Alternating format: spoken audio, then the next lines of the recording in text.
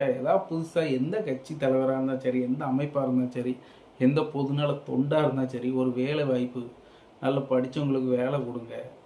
வேலை இல்லாத நம்ம தமிழ்நாடாக மாற்றணும், அவ்வளோதான்.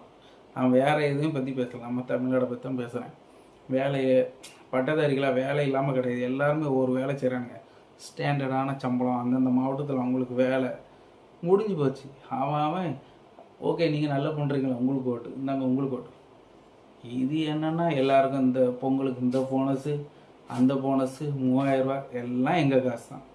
எங்கிட்ட வாங்கி இங்கே வரும், நாங்கள் கவர்மெண்ட் கொடுக்கோம். அப்படி சுற்றி இவங்கெல்லாம் முடித்து அப்படியே எங்கிட்ட வந்து நாங்கள் 1000 3000 2000 முடிஞ்சு. இவன் இந்தந்த திட்டம் பண்ணான். நான் அரசியலை பற்றி நான் தயவு செய்து பேசலை. அதனால் தயவு செய்து இனி வரும் காலத்தில் எந்த கட்சியாக இருந்தாலும் சரி, யாராக இருந்தாலும் சரி, கொஞ்சம் அந்த வேலை வாய்ப்பு பக்கத்தில் போங்க, வேலை கொடுங்க. வேலை வர வர ரொம்ப டஃப்பாக போகுது. ஏதோ ஒரு கம்ப்யூட்டர் காலம் மாதிரியே அப்படியே இப்படின்னு ஏதோ ஒரு வேலை செஞ்சு அதை ஓட்டிக்கிட்டு இருக்கோம். ஆனால் நீங்கள் என்ன பண்ணுறீங்கன்னா, தயவு செய்து இந்த வீடியோ பார்க்குறவங்க அரசியல் பிரமுகராக இருந்தாலும் சரி, பொதுநல தொண்டாக இருந்தாலும் சரி, யாராக இருந்தாலும் இம்முள்ள காலத்தில் நீங்கள் அரசியல் வர்றதா இருந்தால் இந்த மாதிரி ஒரு ஆக்ஷன் எடுங்க. கண்டிப்பாக நீங்கள் கட்சியாக இருந்தாலும் சரி, எதாக இருந்தாலும் சக்ஸஸ் ஆகும். நீ முயற்சி பண்ணி பாருங்கள். ஒரு 10 பேருக்கு, நீங்கள் ஒரு கிராமத்தில் ஒரு 10 பேருக்கு வேலை கொடுத்து பாருங்களேன், அது ஒரு நல்லது. அது என்னென்னா மனிதன் வாழ்வாதாரத்தை உயர்த்தணும். நீங்கள் வந்து மனிதன் வாழ்வாதாரம் இப்படியே தான் இருக்குது.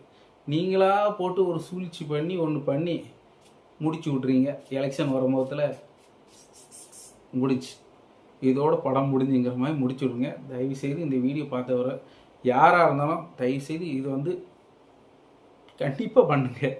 ஏன்னா வந்து ரொம்ப யூஸ்ஃபுல்லாக இருக்கும். ஏன்னா எவ்வளோ வேலை இல்லாமல் இது இல்லாமல் ரொம்ப கஷ்டப்பட்டு எப்படியோ ஓட்டிகிட்டு இருக்காங்க. நீங்கள் இந்த எலெக்ஷன் வரும்போதில் மக்களை கவனிச்சுட்டு முடிச்சுட்டு போயிடுறாங்க. கண்டிப்பாக இந்த வீடியோ பார்த்த பிறகு ட்ரை பண்ணுங்கள். ஓகே, புதுசாக ட்ரை பண்ணுங்கள். அதை தான் நான் சொல்கிறேன். புதுசாக ட்ரை பண்ணுங்கள். எவ்வளவோ வளங்கள், எவ்வளோ வேலை வாய்ப்பு இருக்குது. அதை யூஸ் ஆகிற மாதிரி அந்தந்த மாவட்டம் உள்ள மக்களுக்கு கொடுங்க. அது போதும். ஏன்னா நாங்கள் வேலைக்கு போய் அங்கங்கே குடும்பத்தை பார்த்தாலே எங்களுக்கு செலவு போகும்.